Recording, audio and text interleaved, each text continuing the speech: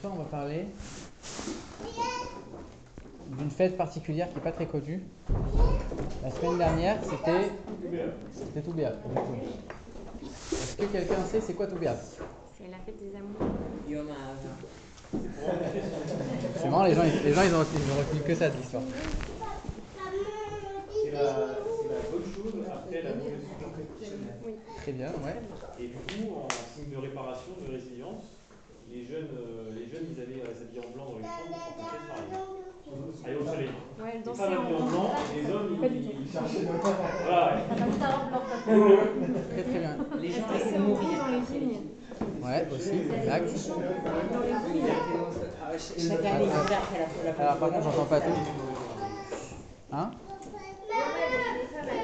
Oui, ça, eux ils ont dit là. C'est ce qu'il a dit, la fin de. Ouais, c'est ce qu'il a dit, Yoann, exact. Et les femmes sont Pas mal, joli. Joli. Alors, d'où on connaît cette fête? Parce que cette fête, on en parle dans la Gemara. Et dans la Gemara, on nous dit quoi? On nous dit qu'il n'y avait pas de plus grande fête pour le peuple juif que le 15 Av et Yom Kippour. On ne sait même pas c'est quoi cette fête, et on te dit attention, elle est comme Kippour et même encore plus que Kippour. Encore plus importante que Kippour. C'est même bizarre, on ne sait même pas c'est quoi cette fête. Alors, comme vous avez tous dit un petit peu le. Vous avez tous dit plusieurs bonnes réponses. Nous, on va se concentrer sur un aspect. Alors, il y a le fait que, comme il a dit Yoann, on sait qu'à l'époque de Moshe Rabbeinu, quand les Juifs étaient dans le désert, il y a eu le décret qu'ils devaient tous rester 40 ans dans le désert et ils n'allaient pas rentrer en Israël. Et comme ils savaient que chaque année, à la date de Tisha B'Av, le 9 Av, il allait avoir une certaine quantité de personnes qui allaient mourir parce que c'est arrivé ça arrivait à un moment où, comme ils savaient qu'ils ne pouvaient plus rentrer en Israël, ils savaient que chacun allait mourir à un moment ou à un autre. Donc toutes les veilles de Tisha B'Av, chacun creusait son propre tombeau, sa propre tombe, il s'allongeait dedans, il s'endormait, et le lendemain matin, il y en avait qui restaient et qu'on enterrait, et d'autres qui se réveillaient. Sympa. Qu'est-ce qui s'est passé la dernière année? Comme chaque année, ils ont fait des trous, ils se sont allongés dedans. Ils ont fait des trous, ils se sont allongés dedans, et ils ont vu que le lendemain matin, tout le monde s'est réveillé. Ok, bizarre. Bon, le calendrier à l'époque, c'était pas encore comme aujourd'hui. Peut-être on s'est trompé de jour. Ils ont refait le lendemain, encore le lendemain, jusqu'à ce qu'ils arrivent au 15. Donc du 9, on arrive au 15. Ils ont vu la pleine lune. Ils ont dit là, c'est sûr qu'on a dépassé la date. Donc ça veut dire que le décret il est annulé et du coup c'était un jour de joie, etc., etc. Comme vous avez dit, c'est un jour où il y avait énormément de rencontres. Du scotch. C'était un jour où il y avait beaucoup de rencontres entre les jeunes filles, les jeunes garçons, etc. C'était un jour de joie. On va mettre l'accent sur ce que Jérémie il a dit. Le mot qu'on dit, la phrase qu'on va retenir, c'est pourquoi c'est une fête tellement importante, c'est une fête tellement grande, parce que c'est une fête qui vient après un moment très grave, très triste. Et de la même manière que la chute et la tristesse étaient très grandes, la joie qui vient après, forcément, elle est plus grande. Alors, on nous donne aussi une autre raison. On nous dit, comme c'est le 15 du mois, la lune est pleine, alors c'est un jour de joie. Alors dans ce cas-là, je te pose la question, t'es mignon, mais dans le calendrier juif, toutes les fêtes, elles tombent le 15. C'est-à-dire que Sukkot, c'est le 15, Pessah, c'est le 15, Purim, c'est le 15, Toubishvat, c'est le 15. Toutes les fêtes, voilà, il y a Shavuot et Rosh Hashanah. Tout le reste, c'est à chaque fois, ça tombe le 15. Pourquoi tu me dis cette fête-là, elle a un avantage? Parce qu'elle tombe le 15 du mois et c'est le jour où il y a la pleine lune. Alors on sait que le peuple juif, il est comparé à la lune, et de la même manière que la lune, elle se renouvelle, alors le peuple juif, il va se renouveler, là il est en exil, après on arrive à la pleine lune avec la venue de Mashiach, etc. Donc on sait que le peuple juif, il est très lié avec la lune. C'est la pleine lune, ok. Il y a d'autres fêtes où c'est la pleine lune. C'est tellement important, c'est vraiment pour cette raison-là. La raison qu'on va retenir, c'est celle que Jérémie l'a dit, c'est le fait que ça vient juste après une période très triste, une période très difficile. Alors, si le fait que ça suit une période un peu difficile, on pourrait dire que Sukkot, c'est la même chose. Parce que, c'est quoi Sukkot? Sukkot, là bientôt, on va rentrer la semaine prochaine dans le mois de Elul. Le mois d'Elul, c'est un mois où on essaye de faire le bilan de toute l'année, qu'est-ce qu'on a fait, qui était bien, qui n'était pas bien, essayer de revenir un peu sur toutes nos fautes, de se repentir, de faire une introspection en détail. Donc, c'est pas toujours agréable, c'est pas toujours facile. C'est une période qui est difficile. On doit se regarder en face et dire qu'est-ce que j'ai fait de bien, qu'est-ce que j'ai fait de pas bien. Essayer de progresser au fur et à mesure pendant un mois.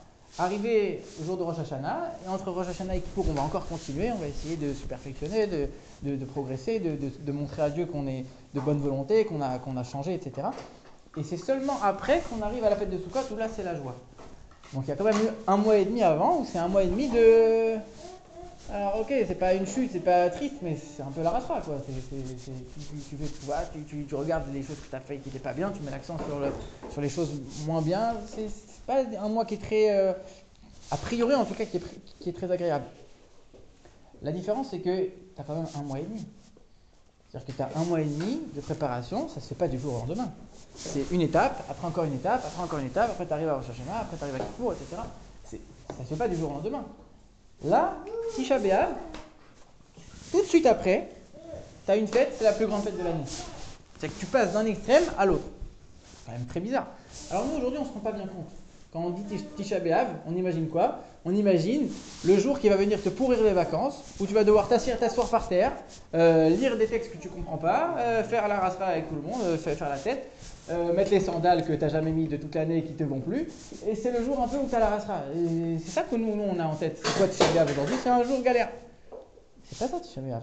Tisha B'Av, c'est 10 000 fois pire que ça. Il s'est passé quoi à Tisha B'Av? Nous là, depuis 10 mois, on est encore sous le choc et on n'arrive toujours pas à s'en remettre de ce qui s'est passé. Tisha B'Av, c'est 10 fois, si ce n'est pas plus que 10 fois, 100 fois plus, 100 fois pire que le 7 octobre.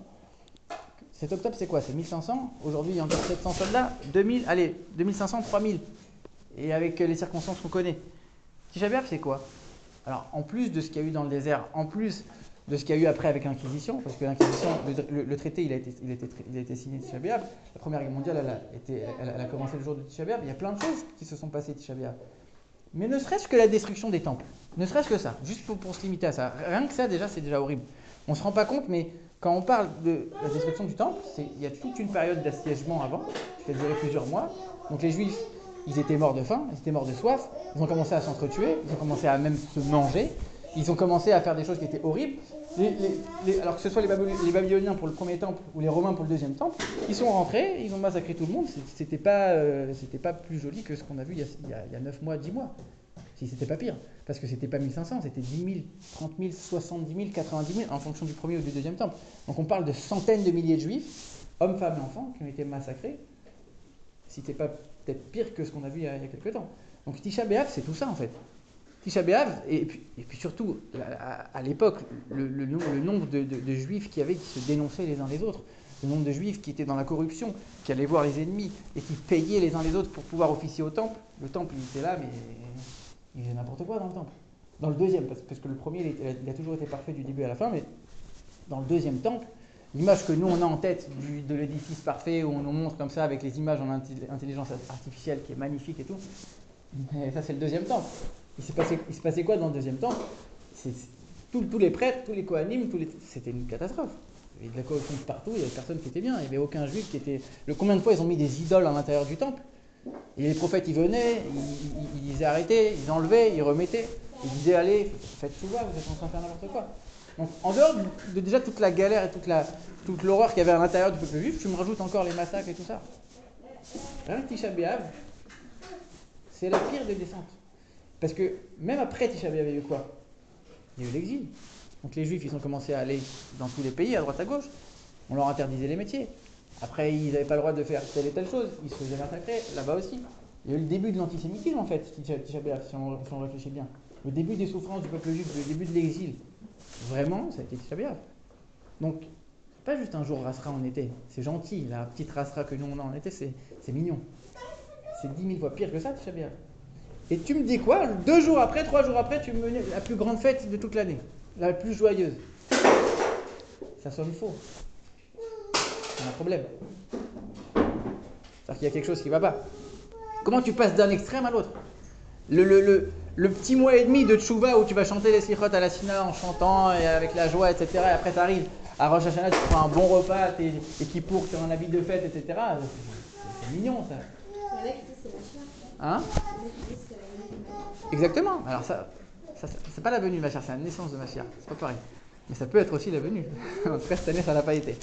Mais c'est possible. Donc on voit que la... Ah, exactement. Alors attends, parce que là, tu vas trop vite. Mais c'est exactement... Là, lui, il tient la réponse. Ouais, le 9 A de la naissance de Attends 2 minutes. Oui. Pourquoi tu... Moi, je croyais Ouais, une demi-heure de cours, tu vas faire ça. Hein? Une demi-heure de cours. Bah parce qu'Alexandre, il n'est pas là, il en faut bien... Non, c'est soit Jérémy, soit Alexandre. Hop, Ah, c'est vrai. mais des fois, Salomé. Il te dit la fin direct. Donc, la transition, elle est quand même vachement plus violente. C'est-à-dire que de passer d'un extrême à un autre à ce point-là, là, on comprend qu'il y a quelque chose de particulier qui se joue à ce moment-là. Et c'est quoi le point sur lequel on va s'arrêter? Pourquoi cette joie, elle est tellement forte? Parce que le jour même de Tisha B'Av, on voit qu'il y a quelque chose de particulier qui est en train de se passer le moment même. On nous dit que Tisha B'Av, c'est un jour de fête. C'est-à-dire que le jour de Tisha B'Av, on ne va pas faire les tachanout dans la fila. Les passages tristes de la prière, on ne les fait pas à Tisha B'Av. Ça veut dire quoi? Le jour où il y a une bar mitzvah, selon énormément de coutumes, bar mitzvah, on fait tachanout. C'est pas un mariage. Bar mitzvah, c'est une très grande joie, tu fais tachanout. Tisha B'Av, tu ne fais pas tachanout. Ça veut dire que c'est un jour qui est appelé un jour de fête. Et on fait énormément de coutumes sur ce jour-là, c'est un jour de fête. Le jour le plus triste de l'année, mais c'est un jour de fête. D'un autre côté, on voit quoi? À partir, comme il a dit Josh, à partir de la moitié de la journée, tu commences à enlever toutes les coutumes de deuil. Tu commences à t'asseoir sur un siège normal, tu peux mettre les tefilines, tu peux commencer à étudier tout ce que tu pouvais pas faire la veille, alors que la veille, le temple, il n'était pas encore détruit. Il était détruit maintenant. Et maintenant, tu commences à enlever les coutumes de tristesse, alors que c'est maintenant qu'il a été détruit. C'est bizarre. Alors, pour comprendre ça, il faut comprendre une chose. Comme on l'a dit, la situation du peuple juif à cette époque-là, elle était tellement catastrophique. En vérité, le décret qu'il y a eu, c'était que Dieu, il aurait dû exterminer le peuple juif. Dieu, il dit, tu sais quoi, non. Je ne vais pas l'exterminer, je vais le garder. Toute ma colère, je vais la mettre sur les bâtiments. Le temple, la ville, etc. Tout ce qu'il y a autour. Tout ça, on enlève. Le peuple, je le garde. C'est tellement un bienfait de Dieu par rapport à ce qu'on méritait que, quelque part, c'est appelé en quelque sorte une source de réjouissance. C'est-à-dire que l'exemple que je donne toujours, c'est imagine tu rentres chez quelqu'un et tu vois que il y a des ouvriers en train de casser les murs. Et tu viens, tu lui dis mais t'es fou, t'es en train de casser ta maison, ça va pas, qu'est-ce que t'es en train de faire? Il n'y a personne qui vient lui poser une question pareille, tout le monde sait qu'il est en train de faire des travaux. Tu fais des travaux, c'est pourquoi? Parce que c'était moyen, je vais faire en sorte que ça devienne beau. Ou alors c'était beau, je vais faire en sorte que ça devienne très beau. Quand tu fais des travaux, c'est pour améliorer. Tu es en train de tout péter. Il y a un moment qui est difficile, il y a un moment où tu ne peux pas habiter. Tu vas habiter dans la cave pendant 1 mois, 6 mois. Avec les enfants, c'est compliqué. Je parle parce que je l'ai vécu. Pendant 6 mois. Hein bah, le sous-sol. Bah, c'est galère, tu sais. Il faut casser, il faut truc. Mais tu sais que c'est pour le bien. À aucun moment, ni il y a de la tristesse, ni il y a du jugement, ni il y a quoi que ce soit. Tu sais que c'est pour faire quelque chose de mieux après. Ici, c'est exactement la même chose, malgré le fait que ce soit une période très difficile. Malgré le fait que ce soit... Hein? Ah, justement. Ça, c'est l'exemple que je vais donner après. Ça... Encore une fois, vous allez trop vite, mais t'as raison. Donc, malgré le fait que ce soit difficile, dans le moment difficile lui-même, dans le jour de Tisha B'Av lui-même, on voit qu'il y a déjà des coutumes de joie, il y a des traces de joie, il y a une lumière déjà dans l'obscurité elle-même. C'est pas que l'obscurité, elle va amener après de la lumière. Dans l'obscurité elle-même, au fin fond du trou, il y a de la lumière, il y a un espoir, il y a quelque chose qui commence à briller, qui n'aurait pas pu briller autrement qu'en tombant au fond du trou. Alors c'est vrai que c'est assez difficile à entendre, mais quelque part, ça donne énormément d'espoir. Et ce qu'elle dit Jessica justement, c'est qu'elle dit, mais ok, t'es mignon, ça tient 2 minutes. Ce petit discours, il tient 2 minutes, il tient 1 semaine, il tient 1 an, 2 ans, 10 ans, 2000 ans, ça tient plus. Alors j'ai lu une histoire très rigolote, pour illustrer un peu cette image-là. C'est l'histoire d'un vieux paysan. Il tient une auberge qui est entre 2 grandes villes, et lui, il est dans un village où du coup, il n'y a pas de synagogue, il n'y a pas de juifs. Il prie jamais à la synagogue, il ne sait pas prier, il ne sait même pas lire. Et quand ça arrive les grands jours de fête, Rosh Hashanah et Kippour, il dit, je vais aller prier dans la ville, dans la synagogue. Donc il prend une location, Airbnb, avec sa femme, il va à la synagogue et il va pour la prière de Rosh Hashanah. Et lui, il n'est pas habitué. Et il voit, c'est long, c'est long, c'est long, c'est long, c'est long. Et il ne sait même pas lire, il n'en peut plus. Alors là, il commence à il dit, attends, combien de temps ça va durer encore? Il voit les gens qui pleurent, Il dit, mais pourquoi ils pleurent? Pourquoi ils pleurent tout comme ça? Pourquoi ils pleurent? Après, il se rappelle, il dit, ah, je sais pourquoi ils pleurent. Parce qu'eux aussi, ils en ont marre, c'est trop long. Ils pleurent parce que c'est trop long. Ils n'en peuvent plus. Et après, il voit qu'ils arrêtent de pleurer. Il y a des passages de la prière. Il voit qu'ils arrêtent de pleurer. Il dit, attends, ils se sont calmés. Pourquoi ils se sont calmés? Après, il se rappelle, il dit, ah oui, ma femme, elle a préparé un super repas. Les Ashkénazes, ils font le toulon. Les Séfarades, ils font la dafina. C'est les bons plats mijotés. Il dit, ce plat, cette viande-là, elle est extraordinaire, mais quand elle mijote. Et plus elle mijote, plus elle est magnifique. Lui, il se dit quoi? Il se dit, bon, on arrive à se consoler, on a encore 1 heure, 2 heures de prière, la viande, elle va s'améliorer et le repas, il va être encore meilleur, c'est pas grave. Les 2 heures qu'on va passer en plus, mais au moins, le repas, il sera meilleur. Et là, donc, il arrive à tenir un peu, il arrête de pleurer, et là, il voit que les gens, ils repleurent. C'est pas possible, qu'est-ce qui se passe? Et là, il comprend, il dit, ah, moi aussi, ça y est, on en a marre, le repas, il est assez mijoté comme ça, c'est bon, tu peux me le rendre, je vais rentrer direct à la maison. Je vais pas entendre qu'il soit meilleur, il est déjà bien. C'est exactement ce qu'elle a dit Jessica, c'est-à-dire qu'on nous dit que plus l'exil est difficile, plus l'obscurité elle est grande, plus on est dans le noir, et plus la délivrance de Mashiach elle sera grande, elle sera magnifique, elle sera extraordinaire, en fonction de l'obscurité de l'exil. Il y a un moment, tu dis, tu sais quoi, je veux plus que tu augmentes la qualité de mon Mashiach, je veux juste que tu me l'envoies tout de suite, j'en ai marre. Donc ça veut dire que quelque part, cette fête de Tou B'Av, elle est là pour nous apporter énormément d'espoir et pour nous dire que dans même les moments les plus difficiles, que ce soit de manière générale dans l'histoire du peuple juif, dans le monde entier, ou que ce soit même chacun à titre personnel, chacun, donc quand on a un moment difficile, quand on vit même un moment collectivement difficile, il faut savoir qu'à chaque fois, il y a une lumière, à chaque fois, il y a un espoir. Et c'est justement dans ce moment-là qu'il y a la plus grande lumière, que juste après, on a, comme on l'a dit, un changement d'un extrême à l'autre. Et plus on arrive dans le niveau le plus bas, plus on se rapproche de la lumière et ça va être quelque chose d'extraordinaire en un éclair, un truc incroyable. Ça, c'est un peu le message de Tou B'Av.